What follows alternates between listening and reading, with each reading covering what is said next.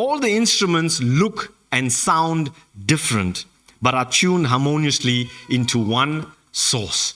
And that's where it's important for us to be in tune with the Holy Spirit. So let's look at the verses. 1 Corinthians chapter 12, verse 12. It says, "For as the body is one and has many members, but all the members of that one body, being many, are one body, so also is Christ." So looking at that verse, 1 Corinthians 12, 12, we find that despite our diversity, there is still a requirement for a basic unity.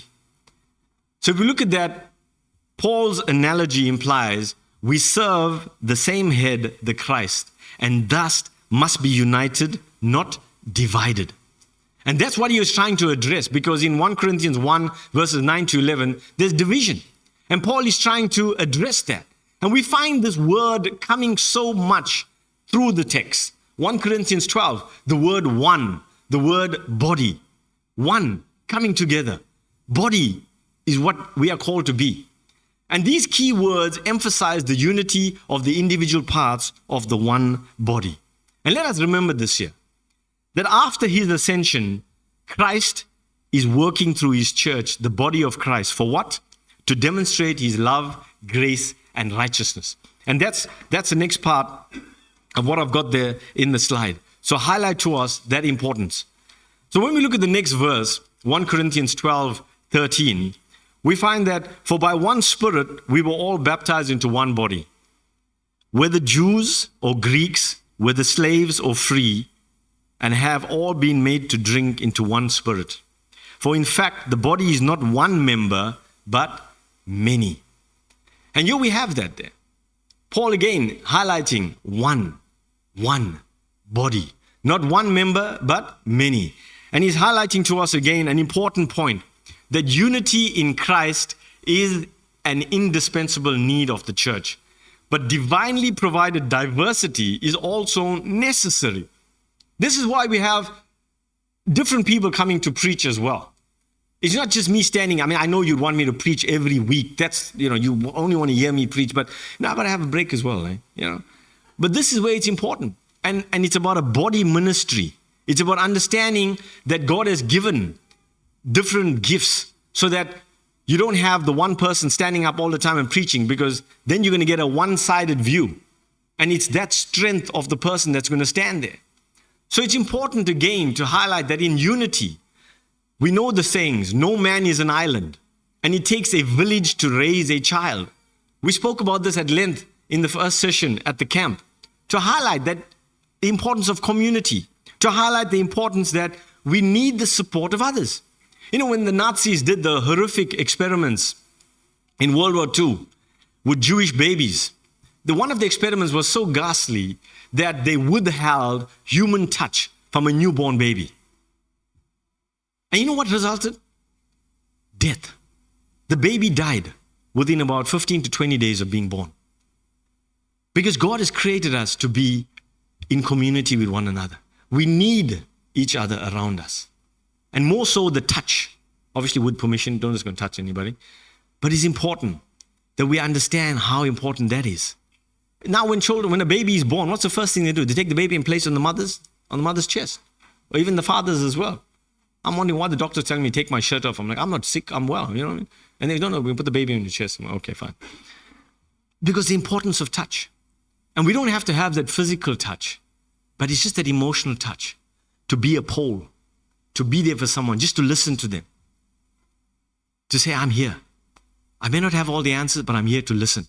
We had some lovely acronyms for pole that I'll go through as we go through. But, and I want to challenge you as well to come up with some acronyms for the word pole, P-O-L-E. What does it mean to be a pole? Someone put a very nice one. He says, pole, P-O-L-E, people of loving encouragement. That's what God wants us to be. He wants us to be that, or a person of loving encouragement, someone that can support someone. Now, you find that I don't have to ask Johan for a medical interpretation on this here, because it's common knowledge that every part of the body works together, not for itself, but for the wellness and the health of the body. So the hand doesn't do things only to serve the hand. The foot doesn't do things only to serve the foot. even the organs in the body, I'll get to that next week, they all work not for their own good. Every part of the body functions not for itself, but for the benefit and the health and the well-being of the entire body. And that's how God has created the church to function. And I shared this earlier in the year, that we are not here to function for ourselves, but for the benefit of others. And in doing that, we help each other. There's a saying that I use in my life coaching that says, he who brings sunshine into the lives of others cannot help containing it from himself.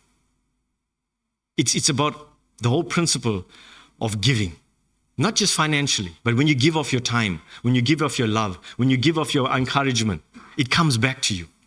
It comes back to you.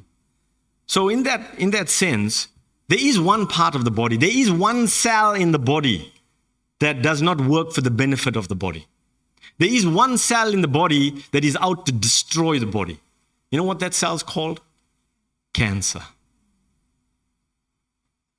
And God does not want us to be a cancer cell. God wants us to be working together for the harmony of the body. And that's the challenge for every one of us, myself included. In our actions and in our speech, are we working to promote ourselves? Are we working to promote the growth and the health of the body? Or are we working to destroy the body? Are we looking to harm the body? Are we looking to hurt the body? And that's something that we need to answer. Would the armor of God, if you look at the next slide that I've got up there, what's significant is that you see there's the armor for every part of the body. The helmet, the shield for the breast, the belt, the shoes, and all of that. But there's one part of the body that does not have armor. There's one part of the body that is unprotected. And you know what part that is? The back. There's no armor for the back. Because God expects us as brothers and sisters to have each other's back. And more so as leaders, when you're out in the front line. You know, Joan of Arc said this year. People said, when she was leading in the front, and people said, we're not going to be following you. You know what she said? I wouldn't know because I won't be looking behind me. And sometimes as leaders, and as God has called you in your respect to go out in the front line, you need the support of others. You need people to cover your back. You find in Genesis, God asked the question of Cain, where is Abel? And what's Cain's response? I don't know. Am I my brother's keeper? And God has called us to be each other's keepers, to look out for each other, to be that village, to be part of that village, to be that person that supports and encourages people along the way. So the saying that I've got up there, if you look at what I've got up if you can just click through, let's find common ground rather than building walls or setting up dividing lines. Now, this is something that I had to address Jeff about to Clara. I hope you've rebuked him for that there, because one of the assignments that we had in the camp was to build sandcastles, and we all had a patch of beach that we had to work on. And Jeff drew a line in the sand and he says, don't cross over, this is our side. Can you believe that? He put a dividing line there. So I had to say that this message is for Jeff, but I believe Clara spoke to him and we were allowed to cross over onto his section of the beach there. So we need to find a common ground. Rather than build a wall, rather than set up dividing lines. You know, I heard this here and I'm like, this was profound. Rather than hold a grudge, hold a conversation. How's that? And that's what we've been trying to do as leaders. We want to hold conversations. You don't have to be a leader. In your family, with your neighbors, with your friends. Don't hold a grudge. Hold a conversation. Romans 12:18 says, live at peace with everyone as much as in your power. If you do everything that you can do, if you reach out to the person, if you put out the olive branch, and if they reject it, if they stamp on it, then you know what? It's on them. But don't hold a grudge if you haven't held a conversation. That's important. Because God's Spirit moved. Today is the day of Pentecost. God's Spirit moved mightily in Acts 2:1 when they were all in one accord, in one place. One accord, one place. That's what that word accord means. It means coming together. And I said this year that when you look at that Acts chapter 2 verse 1, being in one accord, someone said to me, that is why people who drive a Honda Accord are very spiritual, because they're in one accord. I don't know if that's true. Maybe, I don't know. But that was a free advert for Honda. But in bringing it to a close, I think with Anzac Day and what we've gone through every year with Anzac Day, it's a moment to remember the sacrifices, to remember the struggles and the horrors of war and what has happened there. But in a positive light, in war, if you look at just the first click, if you look at the next slide there, these were bombers in World War II. And these bombers' roles, the Lancaster bomber from the UK, and then you got the B-17 from the US, their roles were to go into Germany and to bomb them, to bomb their armaments, their factories, their strategic places and stuff like that there, so that they could get the upper hand and try to advance in the war, to oppose the Nazis and all of their evil that was taking over Europe and the world.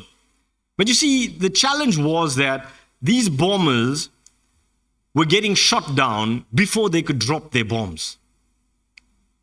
And there was a problem, because there were some 30,000 of these pilots of these bombers, because these bombers took a crew of about 10 to 12 people.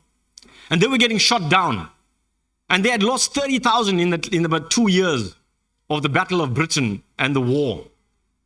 That Lancaster bomber, by the way, if you know the movie Dam Busters, that's where it happened. So the problem was that the fighters at the time, the Spitfires and the Hurricanes, they lacked the range to escort these bombers into Germany and back. And they were getting shot down, these bombers, because the Spitfires would only go so far and they had to turn around. And then these bombers became sitting ducks for the German Luftwaffe, the German Air Force. So the Allies were losing that war. And they were taking heavy casualties. So they decided to combine their resources. The Yanks, as they say, no offense, Mark, but that's what I heard they called the Americans. The Yanks and the British got together, the best minds, and they put their resources together. They took the ingenuity, the engine from the Spitfire, they took the combination of the engineers, and they worked out, and they came up with a solution. Because the solution was to create a fighter jet that had the fuel range to go into the enemy territory, escort these bombers, and bring them back. Because they needed that escort to shoot off the German Air Force that was attacking these bombers. And that was the solution, the P-51 Mustang. And that P-51 Mustang, of all its features, the most significant feature was that it was equipped with drop-down fuel tanks that gave it an extra range. So what that meant was that this fighter jet had the range to accompany those bombers, escort them through to enemy territory, shoot off the German fighters coming to destroy them, allow the bombers to drop their bombs, destroy the enemy targets, and return home safely. Now you may ask yourself a question, what does that have to do with us? Having the range to accompany the bombers, I look at it as us being in prayer.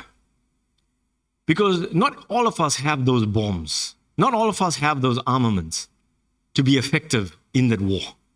But what we have is the ability to pray for people, to give them our cover, to journey with them. Whether they are leaders or whether they are family members that you have to pray for, God is asking us to accompany them with your prayers. Even as a church, God has loaded us with explosives to destroy the enemy. But if we don't have the cover, if we don't have the prayer, if we don't have people alongside us, journeying with us, what's going to happen? We're going to get shut down by the enemy because we are exposed. So I want to encourage you in that sense, in terms of prayer. You say, yeah, I pray at home, and that's fantastic. Please keep on praying. But I want to give you a bit of encouragement to join us on a Wednesday, 5 to 6 p.m. Come anytime go anytime in that hour. Whether it's 5 minutes or whether 10 minutes. But come and be that P51 Mustang. Come and be that person that covers the church, that covers the work of God. Not just within our church, but for the missionaries, for the people outside that are working and dropping the bombs on the enemy's target.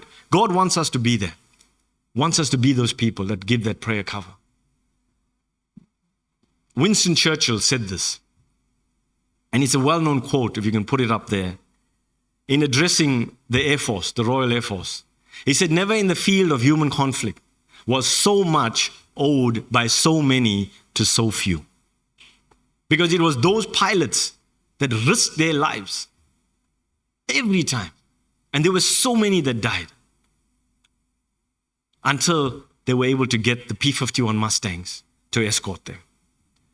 So as an encouragement, I want to close with the last slide. That's not my last slide. We all know this guy, Charles Spurgeon, and he said this: every member of this church is to be a worker.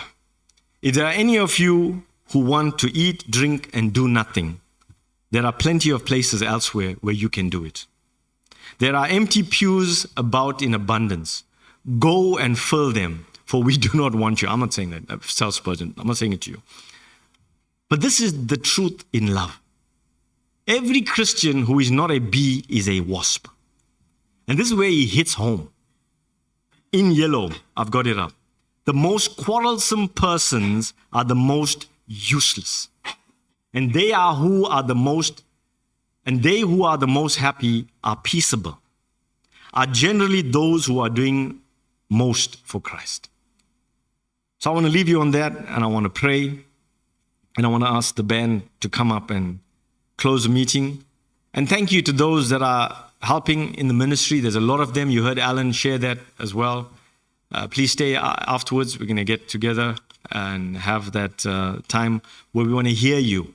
As a leadership, we want to hear you. We want to hear how we can work together, how we can build the body of Christ, how we can be a pole if we need to for you.